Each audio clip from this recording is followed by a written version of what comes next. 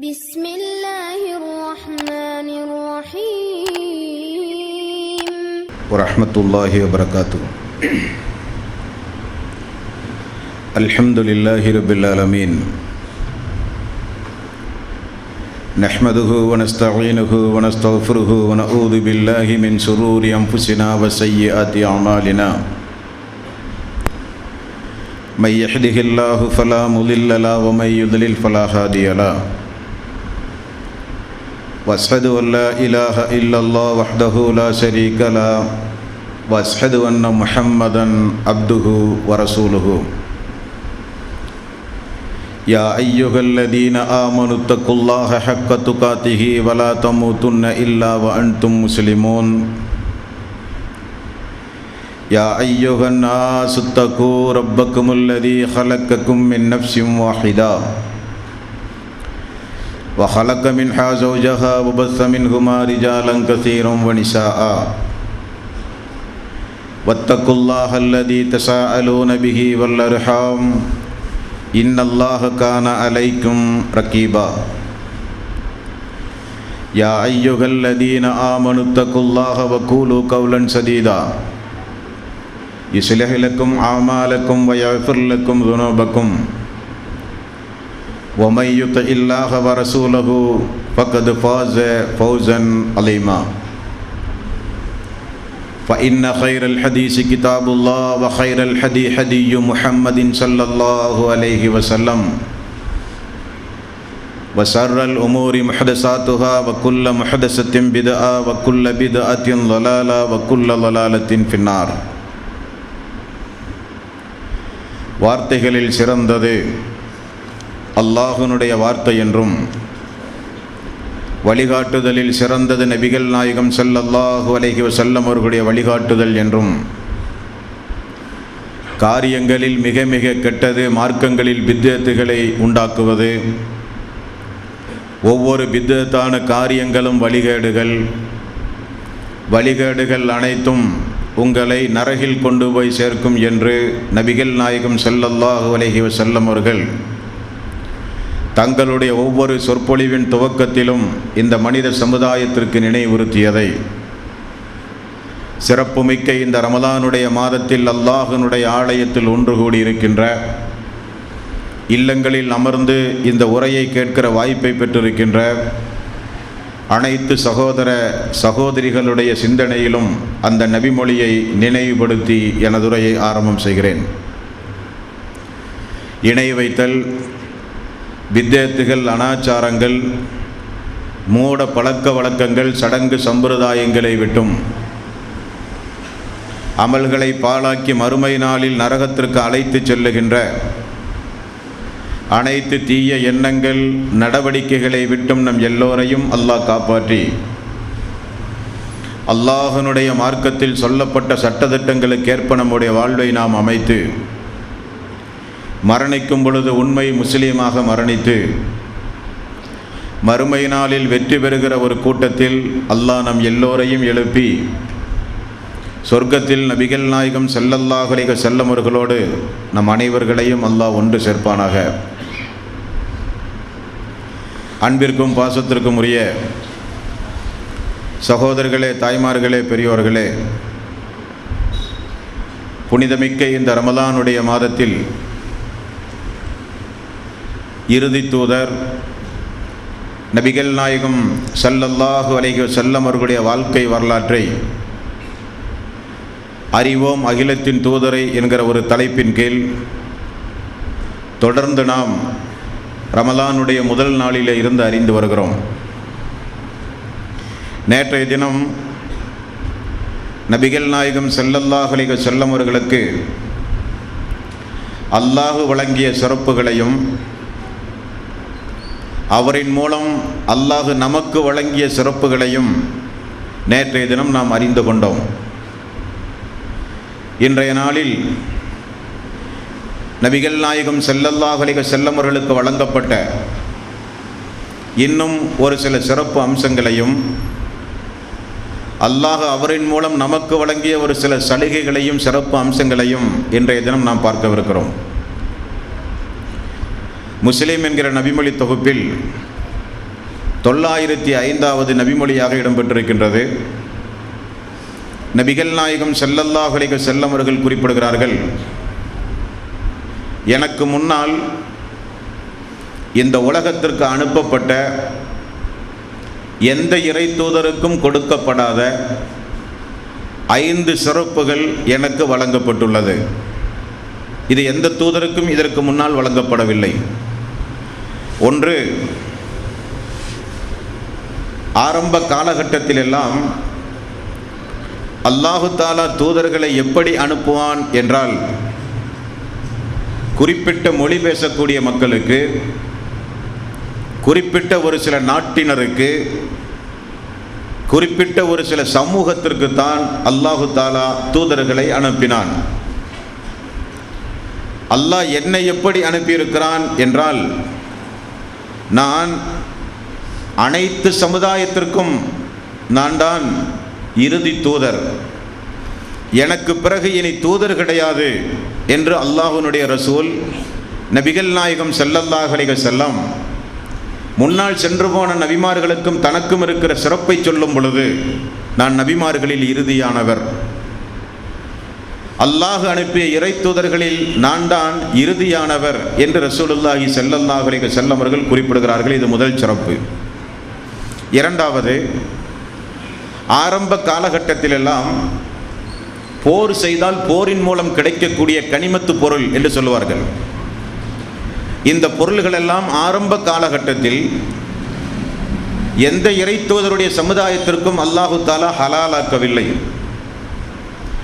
ஆனால் எனக்கு அல்லாஹு தஆலா போரில் பங்கிட்டு அதன் மூலம் கிடைக்கிற பொருளை அல்லாஹ் ஹலாலாக்கி இருக்கிறான் என்றால், இதற்கு முன்னால் என்ன நடக்கும் என்ற ஹதீஸுகளினுடைய தஃப்சீர்களில் பார்க்கும்போது, போர் செய்து போரின் மூலம் கிடைத்த பொருள்களை எல்லாம் ஓரிடத்திலே ஒன்று கூட்டுவார்களாம். ஒன்று கூட்டிவிட்டு அவர்கள் திரும்ப பார்க்காமல் வந்து விடுவார்களாம். வானத்திலிருந்து ஒரு தீப்பிழம்பு வந்து அந்த பொருள்களை எல்லாம் எரித்து நாசமாக்கி விடுவாம். இதுதான் ஆரம்ப காலகட்டத்தில் இருந்து வந்தது என்று ஃபத்ஹுல் பாரி போன்ற ஹதீஸ் கிரந்தங்களினுடைய விளக்க உரையில் நம்மால் பார்க்க முடிகிறது. ஆனால் நபிகள் நாயகம் ஸல்லல்லாஹு அலைஹி வஸல்லமுடைய சமூகத்திற்கு அல்லாஹு தஆலா இந்த கனிமத்து பொருள், போரில் கிடைத்த பொருள்களை அல்லாஹ் ஹலாலாக்கி இருக்கிறான், அனுமதி அளித்திருக்கிறான். மூன்றாவது, நம்முடைய சமுதாயத்திற்கு அல்லாஹுடைய ரசூலின் மூலம் அல்லாஹ் வழங்கிய மிகப்பெரிய ஒரு சலுகை என்னவென்றால், முன்னால் சென்று போன சமுதாய மக்கள் எல்லாம் தொழுக வேண்டுமானால் அந்தந்த பகுதிகளில் இருக்கிற பள்ளிக்கு சென்றுதான் அவர்கள் தொழுதாக வேண்டும். வேறு எங்கும் அவர்கள் தொழுவதற்கு அனுமதி கிடையாது. ஆனால் அதேபோல ஒது செய்வதாக இருந்தால் தண்ணீரை மட்டும்தான் அவர்கள் பயன்படுத்த வேண்டும். ஆனால் நபிகள் நாயகம் ஸல்லல்லாஹு அலைஹி வஸல்லம் அவர்களுக்கு அல்லாஹ் வழங்கிய சிறப்பு என்னவென்றால், தண்ணீர் கிடைக்காவிட்டால் மண்ணை கொண்டு தைமம் செய்து கொள்ளலாம்.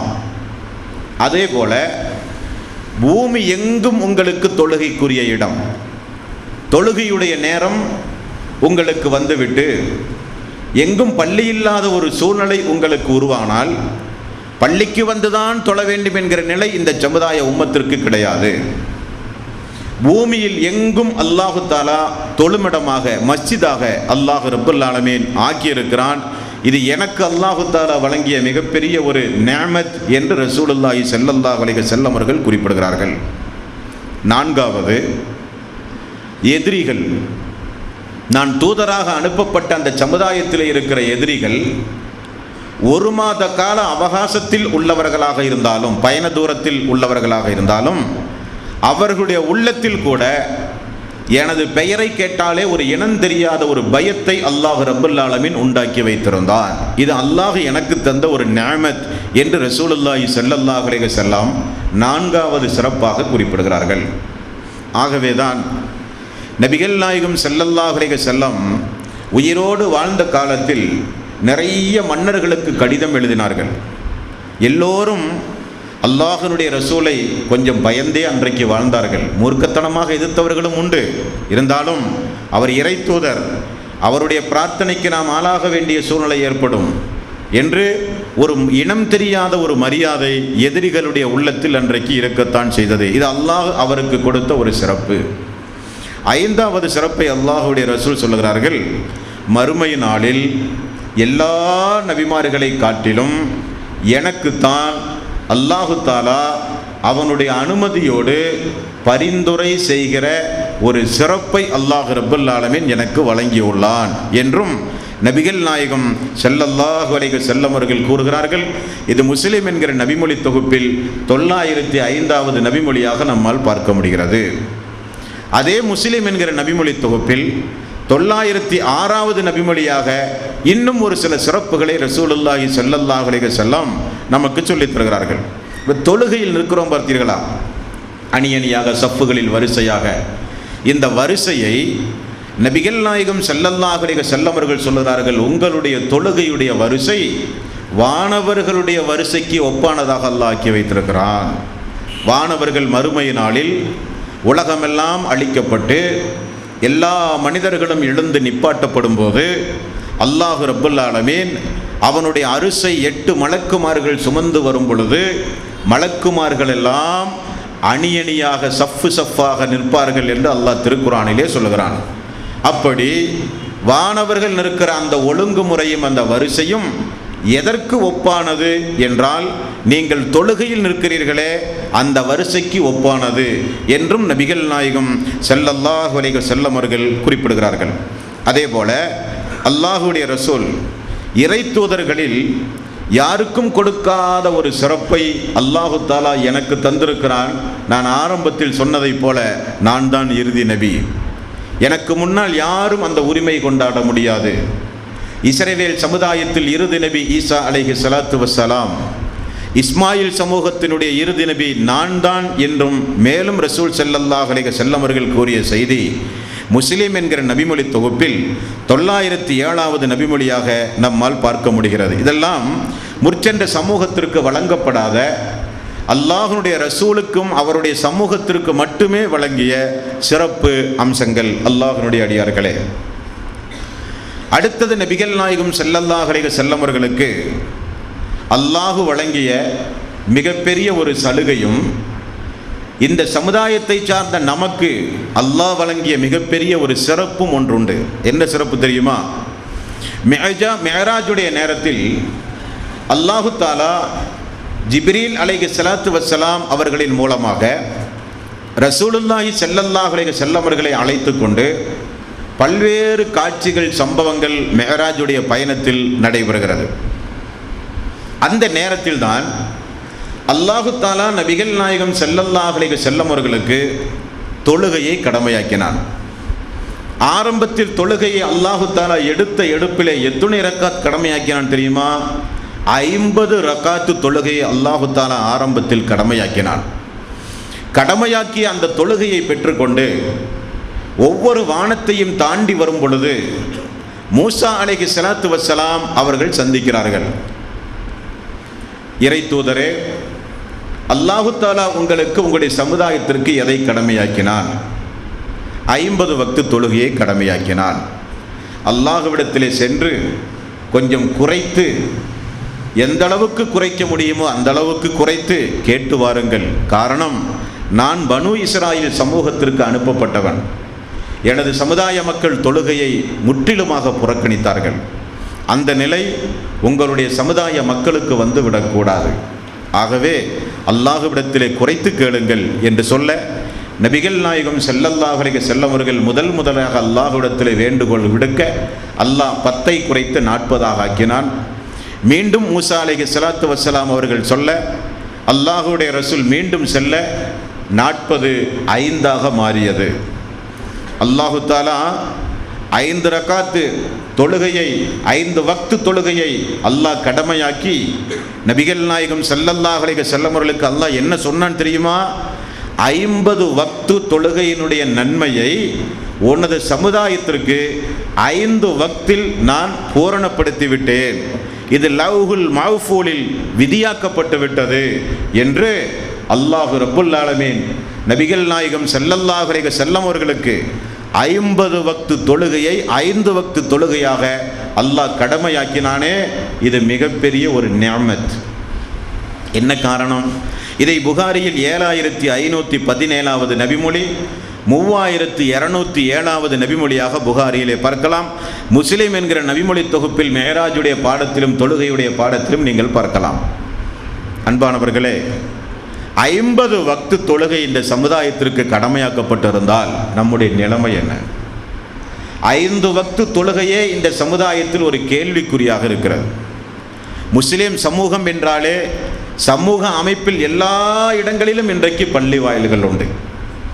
ஒரு நாளைக்கு 5 வேளை ஹய்யால சலா ஹய்யால் அல் ஃபலா, தொழுகைக்கு வாருங்கள், அதில்தான் வெற்றி இருக்கிறது என்கிற அழைப்பு அவருடைய காதுகளிலும் விழத்தான் செய்கிறது.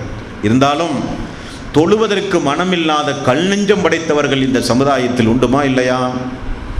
அவர்களெல்லாம் தங்களை முஸ்லீம் என்று எந்த தகுதியின் அடிப்படையில் சொல்கிறார்கள் என்று நமக்கு தெரியாது. முஸ்லீம் என்றாலே நம்முடைய சமூக மக்கள் எல்லாம் நம்மை முஸ்லீமாக அங்கீகரித்தால் போதாது, அல்லாஹும் அல்லாஹுடைய ரசூலும் நம்மை முஸ்லீம் என்று அங்கீகரிக்க வேண்டும். இஸ்லாமிய அறிவு கொஞ்சம் இருந்தால் கூட போதும். எந்த நபிமொழிகளை நீங்கள் புரட்டி பார்த்தாலும் இஸ்லாத்தை ஏற்றுக்கொண்ட மக்கள் அல்லாஹுடைய ரசூலிடத்தில் கேட்கிற முதல் கேள்வி, யா ரசூல் அல்லாஹ், எங்களின் மீது எது கடமை? எந்த நபிமொழியை எடுத்து பாருங்கள், இஸ்லாத்தை ஏற்ற மக்கள் முதலில் கேட்கிற கேள்வி அல்லாஹுடைய ரசூலை பார்த்து, நாங்கள் எதை செய்ய வேண்டும், எதை செய்யக்கூடாது, எங்களின் மீது எதெல்லாம் கடமை? எடுத்த எடுப்பிலேயே நபிகள் நாயகம் ஸல்லல்லாஹு அலைஹி வஸல்லம் அவர்கள் கூறுவார்கள், உங்களின் மீது தொழுகைதான் கடமை, தொழுகை உங்களின் மீது கடமை என்று நபிகள் நாயகம் ஸல்லல்லாஹு அலைஹி வஸல்லம் அவர்கள் கூறினார்கள். அன்பானவர்களே, எல்லா இபாதத்துகளுக்கும் இந்த தொழுகைக்கு மட்டும் கொஞ்சம் வித்தியாசம் உண்டு. தொழுகை என்ன வித்தியாசம் என்றால், இஸ்லாத்தில் 50 கடமைகள் உண்டு, உங்களுக்கு தெரியும். இந்த 50 கடமைகளில் 3 மிக முக்கியமான கடமை நோன்பு, ஜக்காத், ஹஜ். இந்த 3 கடமையும் இஸ்லாமிய சமூகத்தின் மீது அல்லாஹ் கடமையாக்கி வைத்திருந்தாலும் எல்லோருக்கும் அது கடமை கிடையாது. நோன்பு உடல் ஆரோக்கியம் இருக்கக்கூடிய மக்களுக்கு தான் இந்த நோன்பு கடமை. உடல் பலகீனமான நோய்வாய்ப்பட்ட மக்களுக்கு நோன்பு கடமை கிடையாது. ஜக்காத் யாருக்கு கடமை? யாரிடத்தில் பொருளாதார வசதி வாய்ப்புண்டோ அவர்களின் மீது கடமை. பாவப்பட்ட மக்களுக்கு ஜக்காத்து கடமை கிடையாது. ஹஜ் யாருக்கு கடமை? யாருக்கு பொருளாதாரமும் உடல் ஆரோக்கியமும் சேர்ந்து இருக்கிறதோ அவர்கள் மீதுதான் உம்ராவும் ஹஜ்ஜும் கடமையாக்கப்பட்டிருக்கின்றது. ஆனால் தொழுகை மட்டும் விதிவிலக்கு. தொழுகை ஆரோக்கியமானவர்களுக்கும் கடமை, நோயாளிகளுக்கும் கடமை, பயணத்தில் உள்ளவர்களுக்கும் கடமை, உள்ளூரில் உள்ளவர்களுக்கும் கடமை. நோய்வாய்ப்பட்டு அவரால் நிற்க முடியாவிட்டால் அமர்ந்தாவது அவர் தொழ வேண்டும். அமரக்கூட அவரால் முடியாவிட்டாலோ படுத்து கொண்டாவது தொழ வேண்டும். அல்லாஹு தாலா போர்க்காலங்களில் தொழுகையை கடமையாக்கி இருக்கிறான். போர் என்பது உயிரை கையில் பிடித்து கொண்டு களத்தில் இறங்கி எதிரிகளை சந்திப்பது போர் என்பது. சஹாபாக்கள் சொல்லுகிறார்கள், போர்க்காலத்திலும் தொழ வேண்டும் என்று அல்லாஹ் என்றைக்கு ஆயத்தை இறக்கினானோ அன்றிலிருந்து தொழுகையை விடுகிற சலுகை இஸ்லாத்தில் எங்குமே கிடையாது. ஒன்று பைத்தியக்காரனாக இருக்க வேண்டும், அல்லது மாதவிலக்கு பெண்கள், பிரசவத்தீட்டுள்ள பெண்கள் போன்ற சலுகைகள் பெறுகிற பெண்களாக இருக்க வேண்டும். அவர்களை தவிர எல்லோருக்கும் இந்த தொழுகை கடமையாக்கப்படுகிற ஒரு இபாதத். ஆகவேதான் நபிகள் நாயகம் ஸல்லல்லாஹு அலைஹி வஸல்லம் அவர்கள் கூறுகிற செய்தி திருமதி என்கிற நபிமொழி தொகுப்பிலே நீங்கள் பார்க்கலாம். 378வது நபிமொழி, மறுமை நாளில் கேட்கப்படுகிற முதல் கேள்வி தொழுகையை குறித்து தான். ஏன் அல்லாஹு தாலா முதலாக தொழுகையை குறித்து கேட்கிறான்? அதுதான் எல்லோரிடத்திலும் கேட்கிற கேள்வி. 10 வயதை அடையதிலே இருந்து அவன் மரணிக்கின்ற வரை எல்லா மனிதர்களிடத்திலும் கேட்கிற கேள்வி இபாதத், தொழுகையை குறித்து மட்டும்தான். தொழுகையை குறித்து கேள்விகள் முடிக்கப்பட்டால் பிறகு வசதி படைத்தவர்களும் ஏழை எளியவர்களும் பிரிக்கப்படுவார்கள் மறுமை நாளில். வசதி படைத்தவர்களிடத்தில் கேட்கப்படுகிற கேள்வி, ஆரோக்கியமானவரிடத்திலே கேட்கப்படுகிற கேள்விதான் நோன்பை குறித்தும் ஜக்காத்தை குறித்தும் ஹஜ்ஜை குறித்தும். பாவப்பட்ட மக்கள், பலகீனமான மக்களிடத்திலே தொழுகையை குறித்து கேட்கப்படும், அவர்கள் சொர்க்கம் சென்று விடுவார்கள். அவ்வளவுதான். ஆகவேதான் அல்லாஹு தாலா அவனுடைய அருள்மறையாம் திருமறை குர்ஆனில் நிறைய இடங்களில் இந்த தொழுகை அல்லாஹ் வலியுறுத்தி சொல்லுகிறான். 4வது அத்தியாயம் 103வது வசனம், இன்ன ஸலாத்த தன்ஹா அனில் முஃமினீன கிதாபன் மௌகூதா. நிச்சயமாக தொழுகை என்பது குறித்த நேரத்தில் இறை விசுவாசிகளின் மீது நான் கடமையாக்கி வைத்திருக்கிறேன் என்று அல்லாஹ் சொல்கிறான். நிறைய பேர்களை பார்த்தால் இசாவுடைய நேரத்திலே வந்து ஃபஜ்ருடைய தொழுகை, லுஹருடைய தொழுகை, அசருடைய தொழுகை, மகரீபுடைய தொழுகை என்று எல்லா தொழுகையும் சேர்த்து தொழுவார்கள் கலா என்கிற பெயரில். அதுவல்ல தொழுகை. தொழுகைக்கு ஒரு குறிப்பிட்ட நேரம் உண்டு. குறித்த நேரத்தில் தொழுகிற தொழுகையினுடைய நன்மையை மக்கள் அறிந்தால் தவழ்ந்தாவது அவர்கள் பள்ளிக்கு வந்து விடுவார்கள் என்று நபிகள் நாயகம் ஸல்லல்லாஹு அலைஹி வஸல்லம் அவர்கள் சொல்லுகிற செய்திகளை எல்லாம் ஹதீஸ்களிலே பார்க்கிறோம். நபிகள் நாயகம் ஸல்லல்லாஹு அலைஹி வஸல்லம் உடம்பில இருந்து உயிர் பிரியும் போது, உடம்பிலிருந்து உயிர் பிரிகிற அந்த கடைசி நேரத்தில் மக்களுக்கு சொன்ன இறுதி உபதேசத்தினுடைய பட்டியலில் மக்களுக்கு அல்லாஹ்வுடைய ரசூல் சொன்னது தொழுகையை பேணுங்கள், தொழுகையை பேணுங்கள், தொழுகையை பேணுங்கள். இஸ்லாம் முஸ்லீம் என்று ஒரு மனிதன் தன்னை பிரகடனப்படுத்த வேண்டுமானால் அவனிடத்தில் தொழுகை இருந்தே ஆக வேண்டும். மன் தரக்க சலாத்த முத்தஅம்மிதன் ஃபக்கத் கஃபர, யார் வேண்டுமென்றே தொழுகையை விட்டுவிட்டானோ அவன் இறை நிராகரிப்பாளனுக்கு ஒப்பாகி விடுகிறான் என்று ரசூலுல்லாஹி ஸல்லல்லாஹு அலைஹி வஸல்லம் அவர்கள் சொன்னார்கள். வட்டி வாங்கியவனுக்கு கூட அல்லாஹ்வுடைய ரசூல் சொல்லலை. விபச்சாரம் புரிகிறானே, கொடுமை செயல், அவனுக்கு அல்லாஹ்வுடைய ரசூல் இதை சொல்லவில்லை. பன்றி இறைச்சியை உன்றால் கூட அல்லாஹ்வுடைய ரசூல் இந்த கடுஞ்சொல்லை பயன்படுத்தவில்லை. எந்த குற்றத்திற்கும் சொல்லாத தொழுகைக்கு மட்டுமே அல்லாஹ்வுடைய ரசூல் சொன்னார்கள். தொழுகையை விட்டாலோ இறை நிராகரிப்பாளனுக்கு ஒப்பாக நீங்கள் மாறிவிடுவீர்கள். அப்படியானால் சஹாபாக்கள் மத்தியில் தொழாத ஒரு நிலையே சஹாபாக்களுடைய மத்தியில் பார்க்க முடியாது. நபிகள் நாயகம் ஸல்லல்லாஹு அலைஹி வஸல்லம் அவர்கள் சொல்லுகிறார்கள், நான் விறகை எரிக்க சொல்லுவேன், பிலாலிடத்திலே பாங்கு சொல்ல சொல்லுவேன், பாங்கு சொன்ன பிறகு விறகை கொண்டு வர சொல்லுவேன், விறகை கொண்டு வந்து தீ மூட்ட சொல்லுவேன், அந்த தீயை கொண்டு வீடுகளை எரித்து நாசமாக்க நான் விரும்புகிறேன் என்று ரசூலுல்லாஹி ஸல்லல்லாஹு அலைஹி வஸல்லம் அவர்கள் சொன்னார்கள். புகாரியில் 2420வது நபிமொழி. தொழ வராத மக்களுடைய வீடுகளை எரிக்க நான் விரும்புகிறேன் என்றார்கள் ரசூலுல்லாஹி ஸல்லல்லாஹு அலைஹி வஸல்லம். ஆனால் நாமெல்லாம் ரமலானுக்கு மட்டும் தொழுகிற முஸ்லீம்கள், வெள்ளிக்கிழமை மட்டும் தொழுகிற முஸ்லிம்கள். இதே போன்ற இந்த பள்ளியில் ஐங்கால தொழுகைக்கு இந்த மக்கள் அல்லாஹ்வுடைய பள்ளியை அலங்கரித்தால் 10 மாடி கட்டினாலும் தாங்காது. இந்த மொஹல்லாவில் எவ்வளவு முஸ்லிம் குடும்பங்கள் உண்டு, இந்த மொஹல்லாக்களில் தன்னை முஸ்லிம் என்று சொல்லுகிற எவ்வளவு ஆண் மக்கள் உண்டு. அவர்களுக்கெல்லாம் இது போன்று 10 பள்ளிவாயில் 100 பள்ளிவாயில் கட்டினாலும் இந்த சமுதாயத்தில் இடம் போதாது என்று சொல்லுகிற அளவுக்கு தான் அல்லாஹு தாலா இஸ்லாத்தில் தொழுகை அல்லாஹ் கடமையாக்கி வைத்திருக்கிறான். ஆனால் வீட்டுக்கு அருகில் பள்ளி வாயில்கள் இருந்தும் தொழ மனமில்லாத மக்கள், பாங்கோசை கேட்ட பிறகும் புறக்கணித்து கொண்டு செல்லுகிற மக்கள் இந்த சமுதாயத்திலே உண்டு. நினைத்து பார்க்க வேண்டும். அல்லாஹ் 50 வக்து தொழுகையை கடமையாக்கினான். ஆரம்ப காலகட்டத்தில் 50 வக்து தொழுகையை அல்லாஹு தாலா கடமையாக்கி அல்லாஹ் அதை விதியாக்கி வைத்திருந்தால் பள்ளியில் ஒரு மனிதனை கூட பார்க்க முடியாது. ஆனால் நபிகள் நாயகம் ஸல்லல்லாஹு அலைஹி வஸல்லம் அவர்களின் மூலமாக அல்லாஹு தாலா நமக்கு வழங்கிய சிறப்பு ஐங்கால தொழுகை தொழுதால் போதும். 50 வக்து தொழுகையுடைய நன்மையை கொடுக்கிறேன். ஒரு வக்துக்கு 10, 5 வக்துக்கு 50 நன்மை. அதுபோக இந்த தொழுகையினுடைய இன்னொரு சிறப்பு என்ன தெரியுமா? அல்லாஹ் திருக்குரானில் 29வது அத்தியாயத்தின் 45வது வசனத்தில் அல்லாஹ் சொல்கிறான், இன்ன ஸலாத்த தன்ஹா அனில் ஃபஹ்ஷாஇ வல் முன்கர். இந்த தொழுகை பேணுகிற மக்களுக்கு இருக்கிற சிறப்பு என்னவென்றால் அது மானக்கேடான காரியத்திலிருந்தும் பாவச் செயலிலே இருந்தும் உங்களை அது பாதுகாக்கும் என்று அல்லாஹ் சொல்கிறான். இப்போ தொழுது கொண்டே ஆபாச சீடி பார்ப்பது, தொழுது கொண்டே விபச்சாரம் புரிவது, தொழுது கொண்டே பெரும் பாவங்களை செய்வது என்றால் நம்முடைய தொழுகையில் தான் குளறுபடியே தவிர அல்லாஹ்வுடைய வாக்கில் குளறுபடி கிடையாது. அல்லாஹ் மிக தெளிவாக சொல்கிறான், இன்ன ஸலாத்த தன்ஹா அனில் ஃபஹ்ஷாஇ வல் முன்கர். தொழுகை மானக்கேடான காரியத்திலிருந்தும் பாவச் செயல்களிலே இருந்தும் கண்டிப்பாக உங்களை பாதுகாக்கும் என்று அல்லாஹு தஆலா திருக்குரானில் சொல்கிறான். அப்போ தொழுகை நமக்கு நிறைய நன்மைகளை பெற்றுத் தருகிறது. மேலும் அல்லாஹ் 11வது அத்தியாயத்தின் 114வது வசனத்தில் அல்லாஹ் சொல்கிறான், தொழுகைக்கு ஒரு பிரத்யேகமான ஒரு சிறப்பு அம்சம் உண்டு. என்ன அம்சமாம்? அந்த நன்மை உங்களுடைய பாவங்களை அழித்துவிடும். பாவம் மன்னிக்கப்பட வேண்டுமானால், இந்த பாவங்கள் எல்லாம் மறுமை நாளிலே விசாரணைக்கு கொண்டு வரப்படாமல் இருக்க வேண்டுமானால் இஸ்லாத்துடைய விதி என்னங்க?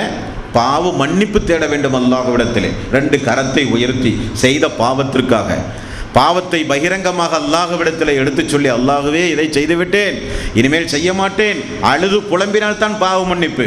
ஆனால் அல்லாஹு தஆலா பெரும் பாவங்களை தவிர, அல்லாஹ் எதையெல்லாம் தூதரின் மூலம் பெரும் பாவம் என்று பட்டியலிட்டிருக்கிறானோ அந்த பெரும் பாவங்களை தவிர சிறு சிறு பாவங்கள் எல்லாம் தொழுகையின் மூலமே மன்னிக்கப்படுகிற ஒரு ஏற்பாட்டை அல்லாஹ் ரப்பல் ஆலமீன் செய்து வைத்ததாக திருக்குர்ஆனிலும் சொல்கிறான், அல்லாஹ்வுடைய ரசூலும் நமக்கு சொல்லித் தருகிறார்கள்.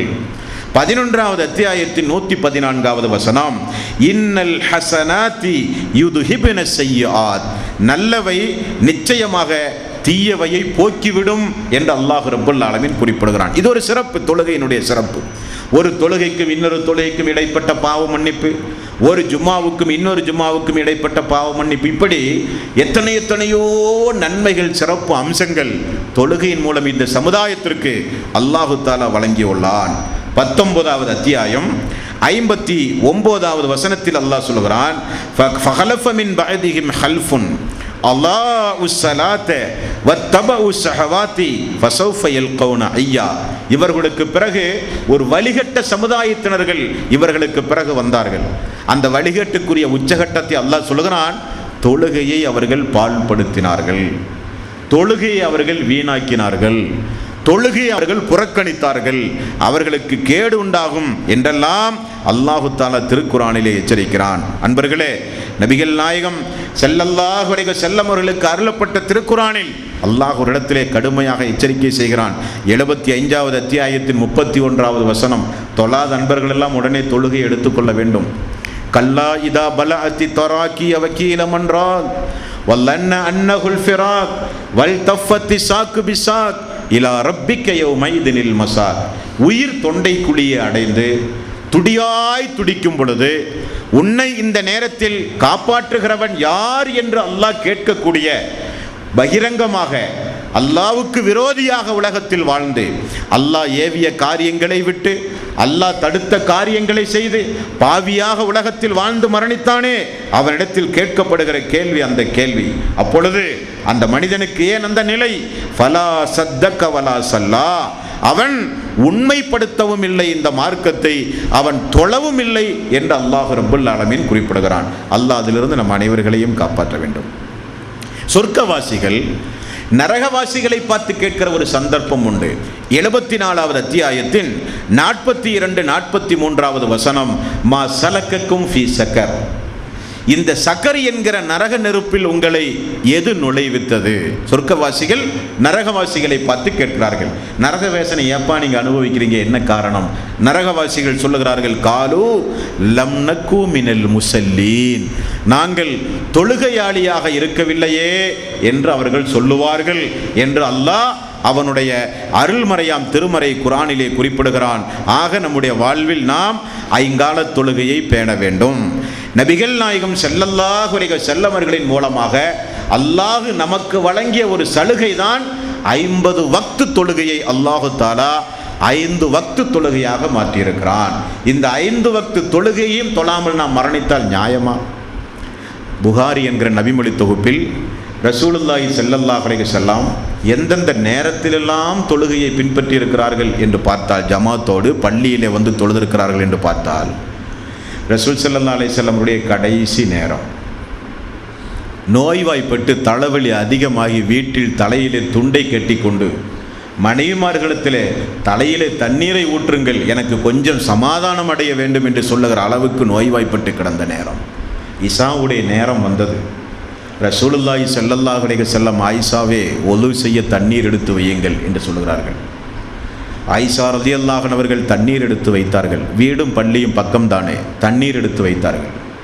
எழுந்து நின்று ஒது செய்ய எழுந்து நிற்கும் போது திடீரென மயக்கம் போட்டு கீழே விழுந்து விட்டார். கொஞ்ச நேரத்தில் மீண்டும் மயக்கம் தெளிந்த பிறகுதான் ரசூலுல்லாஹி ஸல்லல்லாஹு அலைஹி வஸல்லம் அவர்களுக்கு தெரிந்தது, இனி நம்மால் நடக்க முடியாது, இனி நம்மால் நின்று கூட தொழ முடியாது, நடக்க முடியாது என்பதை அல்லாஹ்வுடைய ரசூல் புரிந்து கொண்டார்கள். 3 முறை எழுந்து நின்று 3 முறையும் மயக்கம் போட்டு கீழே விழுந்தவுடன் ரசூலுல்லாஹி ஸல்லல்லாஹு அலைஹி வஸல்லம் ஆயிஷா அவர்களை அழைத்து, உமது தந்தை அபூபக்கரிடத்தில் மக்களுக்கு தொலைவைக்கு சொல்லுங்கள் என்று சொல்ல அங்குமிங்குமாக கொஞ்சம் பேச்சுவார்த்தைகள் நடக்க அபூபக்கர் அவர்கள் சொல்லுகிறார்கள், ஆயிஷா அவர்கள் சொல்லுகிறார்கள், யா ரசூலல்லாஹ், எனது தந்தை பலகீனமானவர், நீங்கள் நிற்கிற அந்த முசல்லாவில் எனது தந்தை போய் நின்றால் தொழுகைக்கு பதில் அழுக ஆரம்பித்து விடுவார். உமர் அவர்களை பார்த்து சொல்லுங்களின் தொழுகையை நிலைநாட்ட உடனே ரசூலுல்லாஹி ஸல்லல்லாஹு அலைஹி வஸல்லம் அபூபக்கர் தான் தொலை வைக்க வேண்டும் என்று கட்டளையிட அபூபக்கர் அவர்கள் தொழுகை நடத்துகிறார்கள். கொஞ்சம் ஆசுவாசமானது ரசூல் ஸல்லல்லாஹு அலைஹி வஸல்லம் அவர்களுக்கு. திரைச்சீலையை அகற்றி பார்த்தால் மக்கள் ஜமாத்தோடு சேர்ந்து தொழுவதை சிரித்துக்கொண்டே ரசூல் ஸல்லல்லாஹு அலைஹி வஸல்லம் அவர்கள் பார்த்து அலி ரலியல்லாஹு அன்ஹு அவர்களையும் ஃபضல் இப்னு அப்பாஸ் ரலியல்லாஹு அன்ஹு அவர்களையும் அழைத்து அந்த இரண்டு பேரும் ரசூலுல்லாஹி ஸல்லல்லாஹு அலைஹி வஸல்லம் அவர்களை கூட்டி கொண்டு செல்லவில்லையாம், பள்ளிக்கு தூக்கி கொண்டு சென்றார்களாம். ஆயிஷா ரலியல்லாஹு அன்ஹா அவர்கள் சொல்கிறார்கள், எப்படி தூக்கி சென்றார்கள் தெரியுமா? காலை கூட பூமியில் வைக்க முடியாத அளவுக்கு நோய்வாய்ப்பட்டிருந்தார். பெருவிரல் அந்த பூமியிலே கோடு போட்டு சென்றது. ஒரு ஆட்டை தூக்கி கொண்டு சென்றால் எப்படியோ அல்லாஹ்வுடைய ரசூலை கடைசி நேரத்தில், மரண நேரத்தில் ஜமாத்தோடு சஹாபாக்கள் தூக்கி கொண்டு சென்றார்கள். நான் தொழ வேண்டும் என்றார்கள் ரசூலுல்லாஹி ஸல்லல்லாஹு அலைஹி வஸல்லம். அந்த தொழுகையை வாரத்திற்கு ஒரு முறையோ வருடத்திற்கு ஒரு முறையோ, நமக்கு எப்பொழுதெல்லாம் நேரம் கிடைக்கிறதோ, நமக்கு எப்பொழுதெல்லாம் தோன்றுகிறோமோ அப்பொழுது தொழுகிற தொழுகை அல்ல அந்த தொழுகை. தொழுகை நம்முடைய உயிர் நாடி. தொழாவிட்டால் இறை நிராகரிப்பாளனுக்கு ஒப்பாக மாறிவிடுவா என்று அல்லாஹ்வுடைய ரசூல் சொன்னார்களே, அந்த கடுஞ்சொல்லை நாம் நினைவில் வைத்துக்கொண்டு நோய்வாய்ப்பட்டாலும் தொழ வேண்டும், பயணத்தில் இருந்தாலும் தொழ வேண்டும். பயணத்தில் கூட இஸ்லாமிய சமூகத்திற்கு சொல்லப்பட்ட சலுகை என்னங்க? 25 கிலோமீட்டரை தாண்டி நீங்கள் பயணம் செய்வதாக இருந்தால் 4 ரக்காத்து தொழுகை எல்லாம் 2 ரக்காத்தாக தொழுங்கள். இதற்கு மேல் ஒரு சலுகை வேண்டுமா? இனி தனித்தனியாக தொழ வேண்டாம். லொஹருடைய தொழுகை அசரிலோ, அசருடைய நேரத்தில் லொஹரையோ, லொஹர் அசர் சேர்த்து தொழுங்கள், குறைத்தும் தொழுங்கள். இசாவுடைய நேரத்தில் மஹ்ரிபையோ, மஹ்ரிபுடைய நேரத்தில் இசாவையோ சேர்த்தும் தொழுங்கள். இசாவை 2 ரக்காத்தாக குறைத்தும் தொழுங்கள். எவ்வளவு சலுகை இஸ்லாத்தில் உண்டு! எவ்வளவு சலுகை இந்த மார்க்கத்திலே உண்டு! 5 நேர தொழுகை அல்லாஹு தஆலா ஒரே நேரத்தில் தொழுகையா நமக்கு கடமையாக்கி வைத்திருக்கிறான். எல்லோரும் உறங்கும் போது ஃபஜ்ருடைய நேரத்தில் 2 ரக்காத்து தொழுகை, மீதம் ஒரு 6-7 மணி நேரம் இடைவெளி, லொஹருடைய நேரத்தில் மீண்டும் ஒரு 4 ரக்காத்து தொழுகை, ஒரு 5 நிமிடம் அதிகபட்சம், மீண்டும் ஒரு 2 மணி நேரம் இடைவெளி, மீண்டும் அசருடைய நேரத்தில் 2 ரக்காத், மீண்டும் ஒரு 2 மணி நேரம் இடைவெளி, மஹ்ரிபுடைய நேரத்தில் 3 ரக்காத், மீண்டும் ஒரு 1.5 மணி நேரம் இடைவெளி விட்டு விட்டு 24 மணி நேரத்தை இரவு பகல் மாறி மாறி அல்லாஹ் நமக்கு தந்து, சம்பாதியுங்கள், சுகம் அனுபவியுங்கள், உறங்குங்கள், ஓய்விடுங்கள், அல்லாஹ்வுடைய அத்தாட்சியெல்லாம் போய் பார்த்து வாருங்கள். 24 மணி நேரத்தில் 25 நிமிடத்தை எனக்காக வேண்டி ஒதுக்குங்கள் என்று அல்லாஹ் சொல்கிறான். ஒதுக்க நமக்கு நேரம் இல்லை என்றால் நேரத்தை அல்லாஹ் உண்டாக்குவான். சக்கராத்துடைய நேரத்தில் அல்லாஹ் இதை உண்டாக்குவான் உங்களுக்கு சக்கராத்துடைய நேரத்தில். அதைத்தான் அல்லாஹ் சொல்கிறான், கல்லா இதா பலஅத்தி தராக்கிய வக்கீல மன்றாக் வல்லன்ன அன்னஹுல் ஃபிராக் வல் தஃபத்தி சாக்கு பிசாக் இலா ரப்பிக்க யௌமைதினில் மசாக்.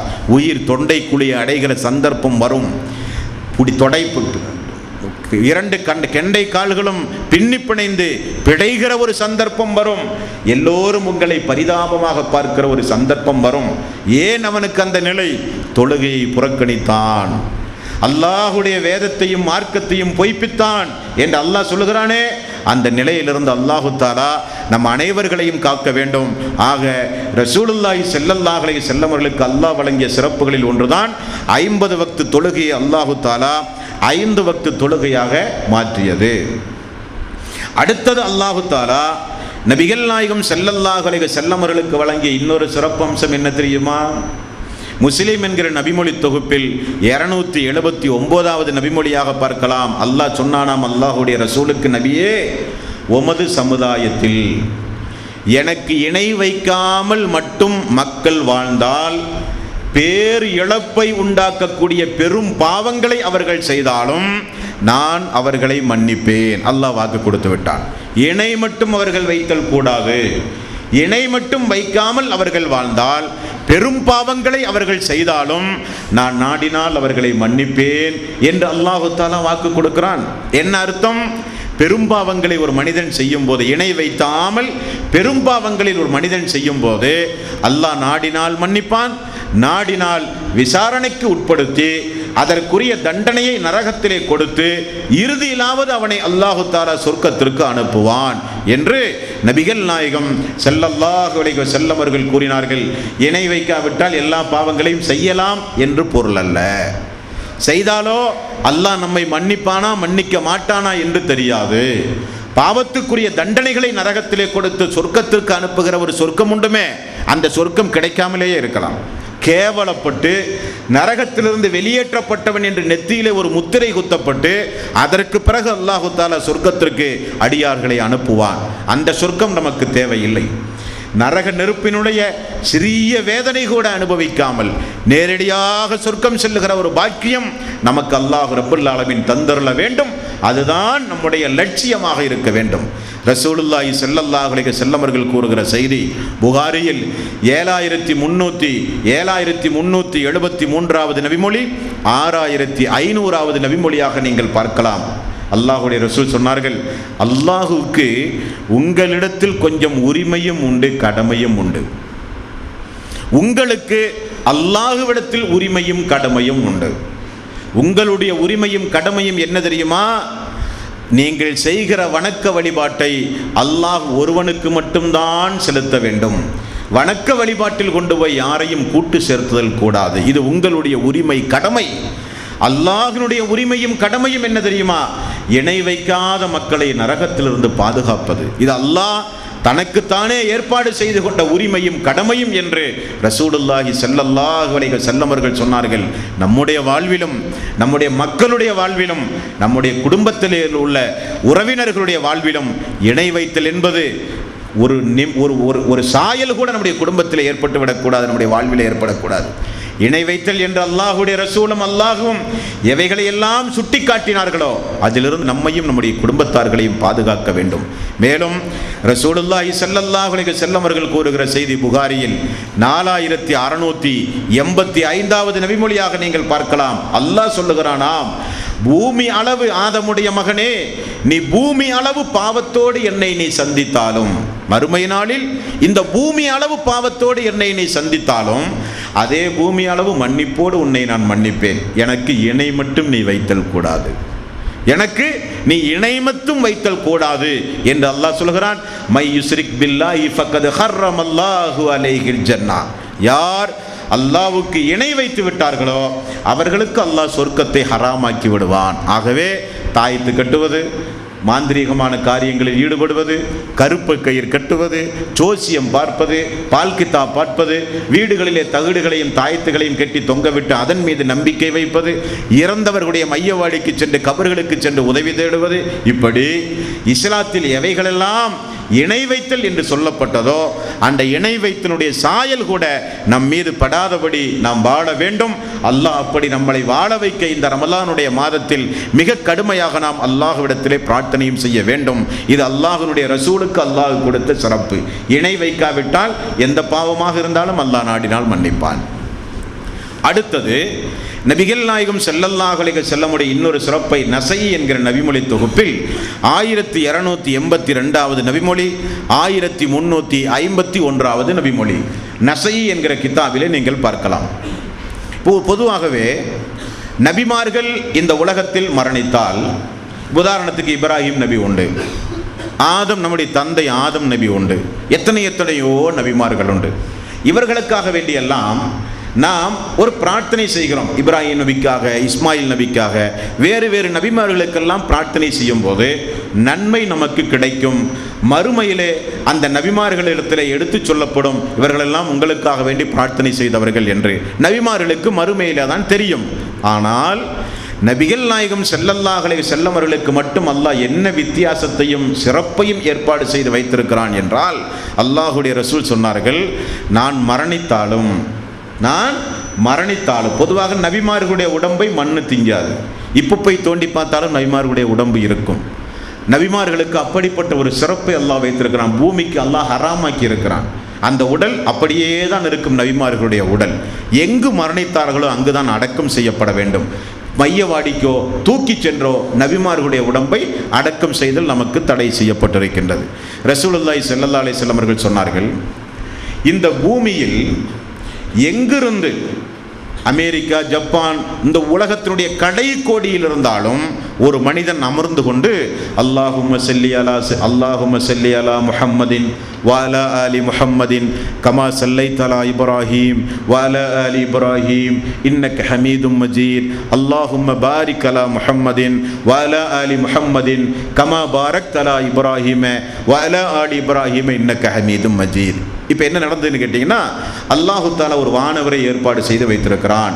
இன்னாருடைய மகன் இன்னார் உங்களின் மீது இந்த நேரத்தில் இத்துணை மணிக்கு ஒரு ஸலவாத்து சொல்லியிருக்கிறார் என்று ரசூலுல்லாஹி ஸல்லல்லாஹு அலைஹி வஸல்லம் அவர்களுக்கு மட்டும் அல்லாஹு தஆலா விசேஷமாக எத்தி வைக்கப்படுகிற ஒரு சிறப்பை அல்லாஹ் ரப்பல் ஆலமீன் உண்டாக்கி வைத்திருக்கிறான்.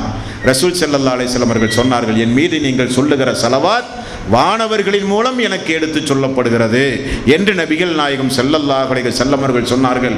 இது அவருக்கு கொடுக்கிற பிரத்யேகமான சிறப்பு. இதில் இன்னொன்றை நீங்கள் கவனிக்கணும். இறந்த பிறகு அவுலியாக்களுக்கெல்லாம் செவி ஏற்பார்கள். ஆகவே தான் நாங்கள் போய் கேட்கிறோம்னு இன்றைக்கு கபூர் வழிபாட்டை நியாயப்படுத்தக்கூடியவர்கள் எல்லாம் இன்றைக்கு நம்பியிருக்கிறார்கள், பேசுகிறார்கள், அதன்படி செயல்படுகிறார்கள். கொஞ்சம் யோசித்து பார்க்க வேண்டும். நபிமார்களை தவிர யாருடைய உடம்பாக இருந்தாலும் அந்த உடம்பை மண்ணு திங்கும், அது எலும்பாகி மண்ணோடு மண்ணாய் போய்விடும். மண்ணு திங்காத நபிமார்களுடைய உடம்பு பூரணமாக இருந்தும் கூட ரசூலுல்லாஹி ஸல்லல்லாஹு அலைஹி வஸல்லம் அவர்கள் என்ன சொன்னார்கள்? எங்கிருந்து நீங்கள் துஆ செய்தாலும் என் மீது ஸலவாத்து சொன்னாலும் எனக்கு தெரியும் என்று சொல்லவில்லை. அல்லாஹ் ஒரு வானவரை நியமனம் செய்திருக்கிறான். அந்த வானவரின் மூலம் அல்லாஹு தஆலா எனக்கு அதை எத்தி வைக்கிறான் என்று ரசூலுல்லாஹி ஸல்லல்லாஹு அலைஹி வஸல்லம் அவர்கள் சொன்னார்கள் என்றால் இது அவருக்கு அல்லாஹு தஆலா வழங்கிய ஒரு சிறப்பு. இந்த ஸலவாத் என்று சொல்கிறோமே, இது நபிகள் நாயகம் ஸல்லல்லாஹு அலைஹி வஸல்லம் அவர்களுக்கு நாம் செய்ய வேண்டிய ஒரு கடமை. அல்லாஹுடைய ரசூல் அவர் இந்த சமுதாயத்திற்கு அனுப்பப்படாவிட்டால் நமக்கு இஸ்லாம் என்னவென்றே தெரியாது. நரக நெருப்புக்கு சொந்தக்காரர்களாக நாம் எல்லாம் மாறியிருப்போம். 650 கோடிக்கும் அதிகமான மக்கள் இந்த பூமியிலே வாழ்கிறார்கள். யாருக்குமே கிடைக்காத இஸ்லாம், முஸ்லீம், ஈமான், ஹிதாயத்தெல்லாம் அல்லாஹு தஆலா நம்மை அதற்குரியவர்களாக தேர்வு செய்து தந்தானே, இவர் மூலம்தான் அல்லாஹ் ரப்பல் ஆலமீன் தந்தான். அப்போ அவருக்கு நாம் செய்ய வேண்டிய ஒரு கைமாறு உண்டு. இந்த சமுதாயத்தில் ஒரு நாளைக்கு ஒரு முறையாவது அல்லாஹுடைய ரசூலுக்காக ஸலவாத்து சொல்ல வேண்டும். தொழுகையிலே சொல்லுகிறோம், அது அத்தஹியாத்தில் விதியாக்கப்பட்டது, கடமையாக்கப்பட்டது. தொழுகை முடிந்து நமக்கு நேரம் கிடைக்கும் பொழுது ஒரு நாளைக்கு ஒரு முறையாவது நபிகள் நாயகம் ஸல்லல்லாஹு அலைஹி வஸல்லம் அவர்கள் மீது ஸலவாத்து சொல்ல நாம் கடமைப்பட்டிருக்கிறோம். அல்லாஹுவே இப்ராஹிம் நபிக்கும் இப்ராஹிம் நபியினுடைய குடும்பத்தாருக்கும் எப்படியெல்லாம் நீ அருள் புரிந்தாயோ அதே போன்றதொரு அருளை ரசூலுல்லாஹி ஸல்லல்லாஹு அலைஹி வஸல்லம் அவர்களுக்கு நீ செய்வாயாக என்று நம்முடைய வாழ்விலே நாம் செய்ய வேண்டும். செய்தால் நமக்கு கிடைக்கிற கூலி என்ன? சுபஹானல்லாஹ், அல்ஹம்துலில்லாஹ், அல்லாஹ் அக்பர் இப்படி தஸ்பீஹ் செய்யும் போது கிடைக்கிற நன்மையை விட இந்த ஸலவாத்தில் என்ன நன்மைன்னு உங்களுக்கு தெரியுமா? மிகச்சிறந்த 2 நன்மைகள் உண்டு. அல்லாஹுடைய ரசூல் சொல்லுகிறார்கள், நஸஈ என்கிற நபிமொழி தொகுப்பில் 1280வது நபிமொழி நபிகள் நாயகம் ஸல்லல்லாஹு அலைஹி வஸல்லம் அவர்கள் சொல்ல, என் மீது நீங்கள் ஒரு முறை ஒரு ஸலவாத்து கூறினால், நான் ஆரம்பத்தில் சொன்னதைப் போல ஒரு ஸலவாத் நபிகள் நாயகம் ஸல்லல்லாஹு அலைஹி வஸல்லம் அவர்கள் மீது நீங்கள் கூறினால் 10 நன்மைகள் உங்களுக்கு வழங்கப்படும். அதையோடு சேர்த்து 10 பாவங்களும் அளிக்கப்படும். அதோடு சேர்த்து 10 பதவிகள் உங்களுக்கு உயர்த்தப்படும் என்று நபிகள் நாயகம் ஸல்லல்லாஹு அலைஹி வஸல்லம் அவர்கள் சொன்ன அந்த ஸலவாத்தை நம்முடைய வாழ்வில் நேரம் கிடைக்கும் பொழுதெல்லாம் அல்லாஹுடைய ரசூலுக்காக வேண்டி செய்ய நாம் கடமைப்பட்டிருக்கிறோம். மேலும் நபிகள் நாயகம் ஸல்லல்லாஹு அலைஹி வஸல்லம் அவர்கள் ஸலவாத்தினுடைய சிறப்பாக மேலும் சொன்ன ஒரு செய்தியை பாருங்கள். திருமதியில் 446வது நபிமொழி அல்லாஹுடைய ரசூல் சொன்னார்கள், கியாம நாளில் எனக்கு மிக மிக நெருக்கமானவர்கள் யார் தெரியுமா? கியாம நாளில் எனக்கு மிக மிக நெருக்கமானவர்கள் யார் தெரியுமா? என் மீது அதிகம் ஸலவாத்து சொன்னவர்கள். என் மீது அதிகம் ஸலவாத்து சொன்னவர்கள் தான் கியாமனாலில் எனக்கு நெருக்கமானவர்கள் என்று நபிகள் நாயகம் ஸல்லல்லாஹு அலைஹி வஸல்லம் அவர்கள் கூறுகிறார்கள். ஆகவே அந்த அடிப்படையில் நம்முடைய வாழ்வில் அதிகம் நபிகள் நாயகம் ஸல்லல்லாஹு அலைஹி வஸல்லம் அவர்களின் மீது ஸலவாத்து கூற வேண்டும். நாம் சொல்லுகிற ஸலவாத் வானவர்களின் மூலம் ரசூலுல்லாஹி ஸல்லல்லாஹு அலைஹி வஸல்லம் அவர்களுக்கு எத்தி வைக்கப்படுவதாக அல்லாஹ்வுடைய ரசூல் அவருடைய சிறப்பாக நமக்கு சொல்லித் தருகிறார்கள். இது ஒரு சிறப்பு. அடுத்த நபிகள் நாயகம் ஸல்லல்லாஹு அலைஹி வஸல்லம் அவர்களுக்கு அல்லாஹ் வழங்கிய சிறப்பு புகாரியில் 4981வது நபிமொழியாக நீங்கள் பார்க்கலாம். அல்லாஹ்வுடைய ரசூல் கூறுகிறார்கள், எனக்கு முன்னால் அனுப்பப்பட்ட ஒவ்வொரு இறை தூதர்களுக்கும் அல்லாஹ் ஒவ்வொரு அற்புதங்களை வழங்கியுள்ளான். எனக்கு அல்லாஹ் வழங்கிய அற்புதம் தான் இந்த திருக்குர்ஆன் என்று நபிகள் நாயகம் ஸல்லல்லாஹு அலைஹி வஸல்லம் அவர்கள் கூறுகிறார்கள். குர்ஆன் அல்லாஹ்வுடைய ஒரு அற்புத வேத நூல். இப்போ ரசூலுல்லாஹி ஸல்லல்லாஹு அலைஹி வஸல்லம் அவர்களுக்கு முன்னால் நிறைய நபிமார்களுக்கு அல்லாஹு தஆலா அற்புதங்களை வழங்கினான். வழங்கியதாக அல்லாஹ் திருக்குர்ஆனிலே சொல்லுகிறான். மூசா நபிக்கு ஒரு கைத்தடியை கொடுத்தேன் என்று சொல்லுகிறான். சுலைமான் நபிக்கு பல்வேறு வகையான அற்புதங்களை கொடுத்தேன் என்று அல்லாஹ் சொல்லுகிறான். தாவூது நபிக்கு கொடுத்ததாக அல்லாஹ் சொல்லுகிறான். ஈசா நபிக்கு பிறவி குருடையும் குஷ்டரோகிகளை எல்லாம் தடவினாலே அந்த நோய்கள் குணமடைகிற ஆற்றலை வழங்கியதாக அல்லாஹ் சொல்லுகிறான். சிறு பிராயத்தில் தொட்டியிலேயே பேசினார்கள் ஈசா நபி என்று அல்லாஹ் சொல்லுகிறான். இந்த அற்புதங்களை எல்லாம் யார் பார்த்தார்கள்? யாருக்கு தெரியும்? யாருக்கு தெரியும்? அந்த சமுதாயத்தில் வாழ்ந்த மக்களுக்குத்தான் தெரியுமே தவிர கியாமனால் வரை உள்ள மக்களுக்கு தெரியுமா அந்த அற்புதம் எல்லாம்? தெரியாது. அந்தந்த சமுதாயத்தில் அந்தந்த மக்கள் அந்தந்த தூதருடைய அந்தந்த நியாமத்துகளை அற்புதங்களை பார்த்தார்கள், நம்பினார்கள், ஈமான் கொண்டார்கள் என்றுதான் சொல்ல முடியுமே தவிர மூசா அலைஹிஸ்ஸலாத்து வஸ்ஸலாமுடைய கைத்தடி இன்றைக்கும் சமுதாயத்திலே இருந்தால் அதை வைத்து கடலை பிளக்க முடியாது, அதை வைத்து பாறையில் அடித்தால் தண்ணீர் வராது, அதை வைத்து இன்ன பிற அற்புதங்களை எல்லாம் நம்மால் செய்ய முடியாது. அப்போ இதற்கு முன்னால் அனுப்பப்பட்ட தூதர்களுக்கெல்லாம் வழங்கப்பட்ட அற்புதத்தை அந்தந்த மக்கள் பார்த்தார்கள், நம்பினார்கள், ஈமான் கொண்டார்கள் என்றுதான் சொல்ல முடியுமே தவிர திருக்குர்ஆனை போலல்ல. திருக்குர்ஆன் இருக்கிற காலமெல்லாம் உலகத்தில் இருக்கிற எல்லா மக்களும் பார்க்கிற மிகப்பெரிய ஒரு அற்புதம் திருக்குர்ஆன். அதைத்தான் நபிகள் நாயகம் ஸல்லல்லாஹு அலைஹி வஸல்லம் அவர்கள் சொன்னார்கள். அது எல்லா நபிமார்களுக்கும் வழங்கப்பட்ட அற்புதம் போல எனக்கு அல்லாஹ் தந்த அற்புதம் தான் அல்லாஹ்வுடைய இறுதி வேதம் திருக்குர்ஆன் என்று அல்லாஹ்வுடைய ரசூல் கூறுகிறார்கள். எப்படியெல்லாம் அந்த திருக்குர்ஆனுக்கு சிறப்பு! இந்த உலகத்தில் எவ்வளவு வேத நூல்கள் உண்டுமோ, புத்தர்களுடைய வேத நூல், சீக்கியர்களுடைய வேத நூல், இந்து சமுதாய மக்களுடைய பௌசிய புராணம், அதர்மண வேதம், யஜூர் வேதம், ரிக்கு வேதம், எல்லா வேதங்களும், கிறிஸ்தவர்களுடைய ஓல்டு டெஸ்டிமெண்ட், நியூ டெஸ்டிமெண்ட், பழைய ஏற்பாடு, புதிய ஏற்பாடு, எல்லா வேதங்களையும் குர்ஆனில் எந்த உலகத்தில் எத்துணை மொழிகளில் மொழியாக்கம் செய்யப்பட்டதோ எல்லா மொழிகளிலே இருக்கிற திருக்குர்ஆனையும் உலகத்தில் இருக்கிற அனைத்து மக்களுடைய வேத நூலையும் ஒரு இடத்திலே ஒன்று கூட்டி எரித்து சாம்பலாக்கினால் நமக்கு ஒன்றும் நஷ்டமில்லை. என்ன காரணம்? பள்ளியிலே தொலை வைக்கிற ஒரு இமாமை வைத்து குர்ஆனை நம்மால் திரும்ப உண்டாக்க முடியுமா? முடியாதா? முடியும். சவுதி அரேபியாவில் போன்ற அரேபியா நாடுகளில் 4 வயது 5 வயது பாலகனை வைத்து நம்மால் மீண்டும் திருக்குர்ஆனை உண்டாக்க முடியும். வேறு யாருக்கும் அப்படி உண்டாக்க முடியாது. அவர்களுக்கு ஏற்பட்ட நஷ்டம்தான். அல்லாஹு தஆலா அவனுடைய அருள்மறையாம் திருமறை குர்ஆனில் 29வது அத்தியாயத்தின் 49வது வசனத்தில் என்ன சொல்லுகிறான் தெரியுமா? இந்த வேதத்தை நான் எங்கு வைத்து பாதுகாக்கிறேன் தெரியுமா? கல்வி உடைய, மார்க்க ஞானமுடைய மக்களுடைய உள்ளத்தில் வைத்து நான் பாதுகாக்கிறேன் என்று அல்லாஹ் ரப்பல் ஆலமீன் 29வது அத்தியாயத்தின் 49வது வசனத்தில் சொல்கிறான். பல்ஹுவ ஆயாத்தும் பையினாத்தும் ஃபீ சுதூரில் லதீன ஊத்துல் இல்ம். கல்வி அறிவு உடைய மக்களுடைய உள்ளத்தில் இந்த திருக்குர்ஆன் உண்டு, பாதுகாத்து வைத்திருக்கிறேன் என்று அல்லாஹ் சொல்கிறான். மீண்டும் ஒரு இடத்தில் அல்லாஹ் சொல்கிறான் 15வது அத்தியாயத்தின் 9வது வசனத்தில், ருபமா 9வது வசனத்தில் அல்லாஹ் சொல்கிறான், இன்னா நஹ்னு நஸல்னா ذிக்ர வ இன்னா லஹு லஹாஃபிலூன். நிச்சயமாக நாமே இறக்கினோம், நாமே இந்த குர்ஆனை பாதுகாப்போம் என்றும் அல்லாஹ் திருக்குர்ஆனிலே சொல்கிறான்.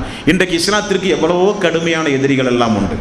இன்றைக்கு இஸ்லாத்தை வேறறுக்கவும், அல்லாஹ்வுடைய ரசூலை கொச்சைப்படுத்தவும், முஸ்லிம்களை வெட்டி சீரழிக்கவும், இஸ்லாத்தை துடைத்தெறியவும் உலகமே இன்றைக்கு ஒரே கருத்தில் இருந்து கொண்டு மீடியா பலம், ஆட்சி பலம், ஆள் பலம், பொருளாதார பலம், எல்லா பலத்தையும் பயன்படுத்துகிறார்கள்.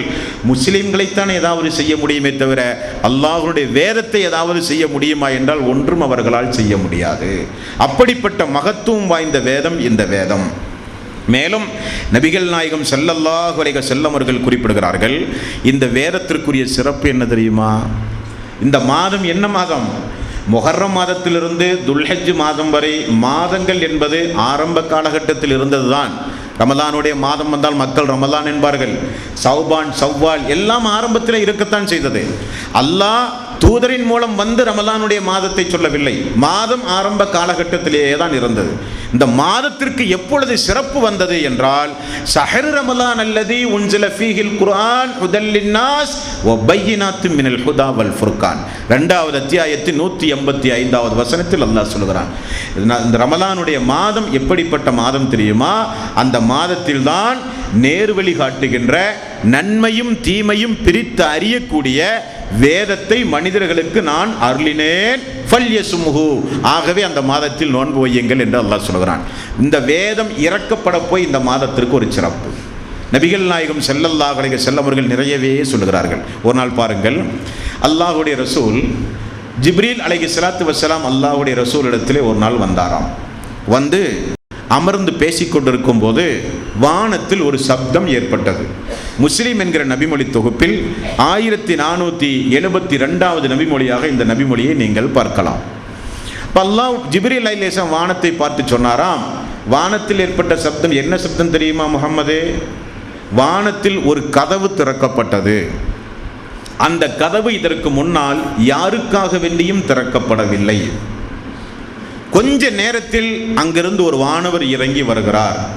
ஜிப்ரீல் அலைஹிஸ்ஸலாத்து வஸ்ஸலாம் அவர்கள் சொன்னார்கள், இந்த வானவர் இதற்கு முன்னால் பூமியில் இறக்கப்படாத வானவர். இனி அவர் வந்தார். யா ரசூலல்லாஹ், அஸ்ஸலாமு அலைக்கும் வரஹ்மத்துல்லாஹி வபரகாத்துஹு. அல்லாஹ்வுடைய ரசூல் மறுமொழி கூறினார்கள். வந்த வானவர் சொன்னார், முஹம்மதே, உங்களுக்கு அல்லாஹு தஆலா ஒரு சிறப்பை தருகிறான். எப்படிப்பட்ட சிறப்பு? 2 ஒளிச்சுடர்கள் உள்ள சிறப்பு. அந்த 2 ஒளிச்சுடர்கள் என்ன தெரியுமா? சூரத்துல் ஃபாத்திஹா, சூரத்துல் பக்ராவினுடைய கடைசி 285, 86வது வசனம். இந்த 2 வசனமும் இதற்கு முன்னால் எந்த தூதர்களுக்கும் அனுப்பப்படாத இறை வசனங்கள் என்று நபிகள் நாயகம் ஸல்லல்லாஹு அலைஹி வஸல்லம் அவர்களுக்கு வானவர் வந்து சொன்ன செய்தி முஸ்லிமில் 1472வது நபிமொழியாக பார்க்கலாம். சூரத்துல் ஃபாத்திஹாவுக்கு அவ்வளவு சிறப்பு உண்டு. சூரத்துல் பக்ரா கடைசி 2 வசனங்கள் சொல்லப்படுகிறது. ரசூலுல்லாஹி ஸல்லல்லாஹு அலைஹி வஸல்லம் அவர்கள் சொன்ன செய்தி முஸ்லிமில் 1473வது நபிமொழியாக நீங்கள் பார்க்கலாம். இரவு நேரத்தில் தூங்கச் செல்லும் போது யார் ஒருவர் சூரத்துல் பக்ராவுடைய கடைசி 2 வசனங்களை ஓதுகிறாரோ அன்று இரவு அவருக்கு அதே போதுமானது என்றும் ரசூலுல்லாஹி ஸல்லல்லாஹு அலைஹி வஸல்லம் அவர்கள் கூறுகிறார்கள். அபூதர் ரலியல்லாஹு அன்ஹு அவர்கள் அறிவிக்கின்ற செய்தி அஹ்மத் என்கிற நபிமொழி தொகுப்பில் பார்க்கிறோம். சூரத்துல் பக்ராவுடைய கடைசி 2 வசனமும் அல்லாஹ்வுக்கு கீழ் இருக்கிற அல்லாஹ்வுடைய ரசூலுக்கு எடுத்து சொல்லப்பட்ட வசனம் என்றும் அல்லாஹ்வுடைய ரசூல் குறிப்பிடுகிறார்கள். இப்படி திருக்குர்ஆனுக்கு நிறைய சிறப்புகள் உண்டு. அதில் பாருங்கள், குல் ஹுவல்லாஹு அஹத் அல்லாஹு ஸமத் லம் யலிது வலம் யூலத் வலம் யகுல் லஹு குஃபுவன் அஹத். சின்ன ஒரு அத்தியாயம். ரசூலுல்லாஹி ஸல்லல்லாஹு அலைஹி வஸல்லம் சஹாபாக்கள்கிட்ட கேட்டார்கள், ஒரே இரவில் 1/3 ஒரு பகுதி திருக்குர்ஆனை உங்களால் ஓத விரும்புகிறீர்களா? எப்படி யார சொல்லலாம் முடியும்? ஒரே நாளில் 1/3 ஒரு பகுதி, ஒரே இரவில் 1/3 ஒரு பகுதி குர்ஆனை எப்படி யார சொல்லலாம் ஓத முடியும்? குல் ஹுவல்லாஹு அஹத் அல்லாஹு ஸமத் லம் யலிது வலம் யூலத் வலம் யகுல் லஹு குஃபுவன் அஹத். ஓதினால் 1/3 ஒரு பங்கு நன்மையை நீங்கள் பெறுவீர்கள் என்றார்கள் நபிகள் நாயகம் ஸல்லல்லாஹு அலைஹி வஸல்லம் அவர்கள். முஸ்லிமில் 1477வது நபிமொழி. ஒரு நாள் பாருங்கள், மக்களே என்று அழைக்கிறார்கள். எல்லோரும் பள்ளிக்குள் ஓடி வந்தார்கள். 1/3 ஒரு பகுதி திருக்குர்ஆனை இப்பொழுது நான் ஓதப் போகிறேன் என்று ரசூல் ஸல்லல்லாஹு அலைஹி வஸல்லம் அவர்கள் சொன்னார்கள். சொல்லிவிட்டு குல் ஹுவல்லாஹு அஹத் அல்லாஹு ஸமத் லம் யலிது வலம் யூலத் வலம் யகுல் லஹு குஃபுவன் அஹத். ஓதிவிட்டு அல்லாஹ்வுடைய ரசூல் வீட்டுக்கு சென்று விட்டார்கள். சஹாபாக்கள் எல்லாம் அங்கேயே அமர்ந்து கொண்டிருக்கிறார்கள். சஹாபாக்கள் தங்களுக்குள் பேசிக் கொண்டார்களாம், வஹி வந்திருக்கும் போல் தெரிகிறது, அதுதான் அல்லாஹ்வுடைய ரசூல் வீட்டுக்கு அவசரமாக ஓடி இருக்கிறார்கள் என்று அவர்கள் பேசிக் கொண்டார்களாம். சிறிது நேரத்தில் அல்லாஹ்வுடைய ரசூல் வந்தார். 1/3 திருக்குரானை நான் ஓதட்டுமா என்று கேட்டேனா இல்லையா? ஆமாம் யா ரசூலல்லாஹ், அதுதான் குல் ஹுவல்லாஹு அஹத் அல்லாஹு ஸமத் லம் யலித் வலம் யூலத் வலம் யகுல் லஹு குஃபுவன் அஹத் என்று அல்லாஹ்வுடைய ரசூல் சொன்ன செய்தி முஸ்லிம் என்கிற நபிமொழி தொகுப்பில் 1478வது நபிமொழியாக நீங்கள் பார்க்கலாம். இது குர்ஆனுக்குரிய ஒவ்வொரு அத்தியாயத்திற்குரிய சிறப்பு. சூரத்துல் ஃபாத்திஹா சாதாரண ஒரு அத்தியாயம் அல்ல. தொழுகையில் ஏதோ ஒரு உயிரோட்டம் இல்லாமல் ஏனோ தானோ ஒன்று பாதி தூங்கி பாதி உயிரோடு ஓதுகிறோமே, அந்த சூரத்துல் ஃபாத்திஹாவுடைய சிறப்பு என்ன தெரியுமா? முஸ்லிம் என்கிற நபிமொழி தொகுப்பில் 655வது நபிமொழி. தொழுகை என்பது அல்லாஹுவிடத்தில் ஒரு இறை விசுவாசி நடத்துகிற ரகசிய உரையாடல் என்று அல்லாஹ்வுடைய ரசூல் சொன்னார்கள். தொழுகை என்பது அல்லாஹ்விடத்தில் நாம் பேசுகிற ஒரு ரகசிய உரையாடல். தொழுகை என்பது சடங்கல்ல, சம்பிரதாயம் அல்ல.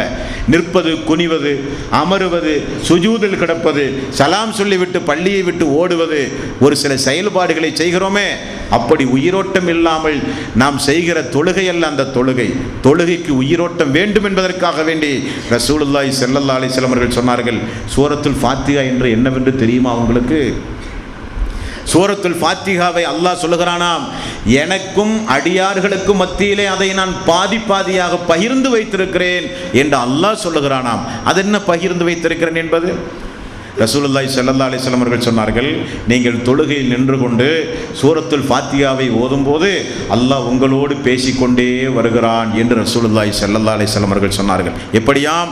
அல்ஹம்துலில்லாஹி ரப்பில் ஆலமீன், அல்ஹம்துலில்லாஹி ரப்பில் ஆலமீன், அனைத்துலகின் அதிபதியாகிய அல்லாஹ்வுக்கே புகழ் அனைத்தும் என்று நாம் சொல்லும்போது அல்லாஹ் பதில் சொல்லுகிறான் உடனே, என்னுடைய அடியான் என்னை புகழ வேண்டிய விதத்தில் புகழ்ந்து விட்டானே. அல்லாஹ் பதில் சொல்லுகிறான் நாம் ஓதும்போது. அதுதான் அல்லாஹ் சொல்லுகிறான், சூரத்துல் ஃபாத்திஹா அடியானுக்கும் எனக்கும் பகுதி பகுதியாக நான் பிரித்து வைத்திருக்கிறேன் என்று அல்லாஹ் சொல்லுகிறானாம். அல்ஹம்துலில்லாஹி ரப்பில் ஆலமீன், என்னுடைய அடியான் என்னை புகழ வேண்டிய விதத்தில் புகழ்ந்து விட்டானே. அர் ரஹ்மானிர் ரஹீம், அவன் அளவிலா அருளாளன், நிகரிலா அன்புடையோன் என்று நாம் சொல்லும்போது என்னுடைய அடியான் என்னை சந்தோஷமாக துதித்து விட்டானே, என்னுடைய அடியான் என்னை. மேலும் மாலிகி யௌமித்தீன், தீர்ப்பு நாளின் அதிபதியே என்று சொல்லும்போது என்னுடைய அடியான் என்னை எனது தகுதிக்கு உட்பட்டு கண்ணியப்படுத்தி விட்டான் என்னுடைய அடியான் என்றும் அல்லாஹ் சொல்லுகிறானாம். இய்யாக நஅபுது வ இய்யாக நஸ்தஈன், அல்லாஹ் சொல்லுகிறானாம், இதுதான் எனது அடியானுக்கும் எனக்கும் மத்தியிலே உள்ளது. இறைவா, உன்னையே வணங்குவோம், உன்னிடமே உதவி தேடுவோம். இதுதான் எனக்கும் எனது அடியானுக்கு மத்தியில் இருக்கிற உறவு முறை என்று அல்லாஹ் ரப்பல் ஆலமீன் சொல்லிவிட்டு, அடியானே கேள் உனக்கு கிடைக்கும் என்று அல்லாஹ் சொல்லுவானாம். இஹ்தின ஸிராத்தல் முஸ்தகீம், அல்லாஹுவே எங்களை நீ நேர்வழிப்படுத்துவாயாக. ஸிராத்தல் லதீன அன்அம்த அலைஹிம் கைரில் மக்தூபி அலைஹிம் வலல்லாலீன், அல்லாஹுவே எங்களை நேர்வழிப்படுத்து. அந்த நேர்வழி எப்படிப்பட்ட நேர்வழி என்றால், உன்னுடைய அருளுக்கு உரியவர்களுடைய வழி, உன்னுடைய கோபத்திற்கும் சாபத்திற்கும் உரியவர்களுடைய வழி அல்லையா அல்லாஹ் என்று சொல்லும்போது அடியான் கேட்டது கொடுக்கப்படும் என்று அல்லாஹ் சொல்லுவானாம். அப்போ சூரத்துல் ஃபாத்திஹா என்பது தூங்கி உளுந்து ஓதுகிற சூறாவல்ல, அது அல்லாஹ்விடத்தில் உரையாடுகிற மிகச்சிறந்த ஒரு அத்தியாயம். நேரம் கிடைக்கும் பொழுதெல்லாம் ஓத வேண்டிய ஒரு துவாவும் கூட. பொக்கிஷம், எந்த வானவர்கள் எந்த தூதர்களுக்கும் வழங்கப்படாத பொக்கிஷம் என்று ரசூலுல்லாஹி ஸல்லல்லாஹு அலைஹி வஸல்லம் அவர்கள் சொன்ன அந்த சூரத்துல் ஃபாத்திஹாவையும் சூரத்துல் பக்ராவுடைய கடைசி 2 வசனங்களை இரவு நேரங்களிலும் நாம் அதிகம் ஓத வேண்டும். ஆக இன்றைய தியானத்தில் நாம் பார்த்த சிறப்புகள், அல்லாஹ்வுடைய ரசூலுக்கு தொழுகையில் கொடுக்கப்பட்ட சிறப்பு, எந்த நபிமார்களுக்கும் வழங்கப்படாத சிறப்புகள், திருக்குரான் அல்லாஹ்வுடைய தூதருக்கு வழங்கிய சிறப்பு, இணை வைக்காத மக்களை அல்லாஹு தஆலா மறுமை நாளில் மன்னிப்பேன் என்று சொன்ன சிறப்பு, ஸலவாத் எத்தி வைக்கப்படுவதாக அல்லாஹ்வுடைய ரசூல் சொன்ன சிறப்புகள் எல்லாம் நாம் ஓரளவுக்கு அறிந்து கொண்டோம். அதன் அடிப்படையில் புனிதமிக்க இந்த ரமலானுடைய மாதத்தில் நம்மால் இயன்றவரை குர்ஆனோடு தொடர்பு வைத்து, நம்மால் முடிந்தவரை அல்லாஹ்வுடைய ரசூலின் மீது அதிகம் ஸலவாத்து சொல்லுகிற நன்மக்களாக அல்லாஹ் நம் அனைவர்களையும் ஆக்கி அருள் புரிவானாக. வ ஆகிரு தவ்வானா அனில் ஹம்துலில்லாஹி ரப்பில் ஆலமீன். அஸ்ஸலாமு அலைக்கும் வரஹ்மத்துல்லாஹி